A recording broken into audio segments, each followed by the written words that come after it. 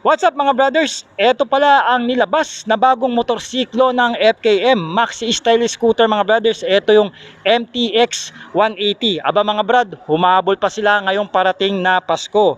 Etong scooter na to mga brothers ay siksik sa specs and features dahil naka dual channel ABS with traction control na rin yan. At tignan nyo naman yung mga ilaw, ang poporma na naka projector lamp at LED pagdating sa kanyang turn signal lights. At ang TFT display nito almost 7 inches ang laki na very colorful at madali mong mabasa ang kanyang mga information. Nakakiles na rin with USB charging port sa makina, 180cc na naka-liquid cooled, 4 valves at syempre hintayin nyo po ang ating walk around review at test ride review sa motorsiklong ito. Sa mga interested mga brothers, may presyo ito na 138,000 pesos. Pero mga brad, pag kukuha na kayo ngayon at gusto nyo magpa-reserve, meron po itong less 10,000 pesos for the first 20 clients po na mag-a-avail. So ano pang hinihintay nyo mga brothers? Perfect na perfect ito ngayong Pasko dahil 13 month at bonus nyo, pwede na kayo makapaglabas nitong motor na ito. At syempre, with the previous po na SEC helmet and top box pa rin and 3 PMS ng motor oil at 3 years LTO